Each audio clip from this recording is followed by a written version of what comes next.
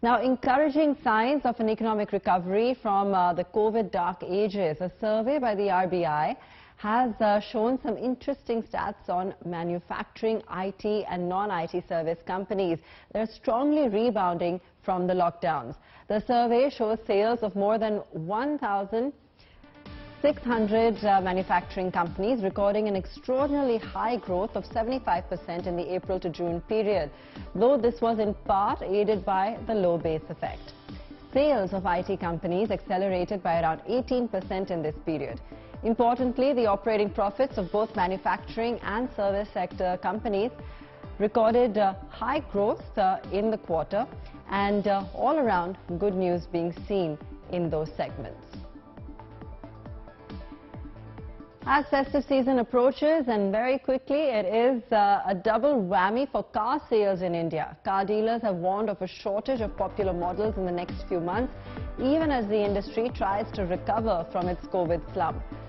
Federation of Auto Dealers Association, or FADA, the umbrella of auto dealers in India, has said, and we quote, "The semiconductor shortage has become a full-blown crisis with no light in sight.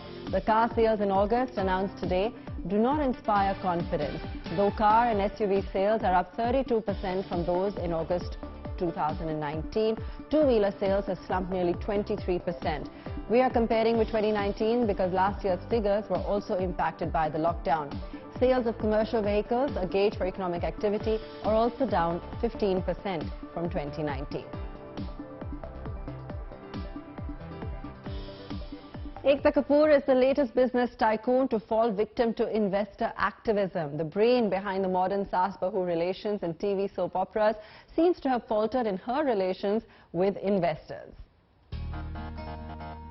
She is the undisputed queen of soaps, someone who introduced a wide range of emotions to television primetime with her blockbuster Saas-Bahu shows. But what Ekta Kapoor, the Begum of Binge, did not expect was this twist in the story of her Balaji empire. In the annual general meeting of the company held on the 31st of August, shareholders rejected a proposal to update her pay package for the next 2 years. More than 55% of the public, non-institutional or small shareholders voted against the remuneration deal for Kapoor, who is the joint managing director of Balaji Telefilms.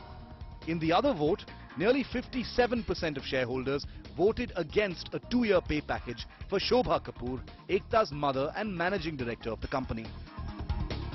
This is a blow for Ekta Kapoor, widely credited with revolutionizing television viewing in India with one blockbuster soap after the other.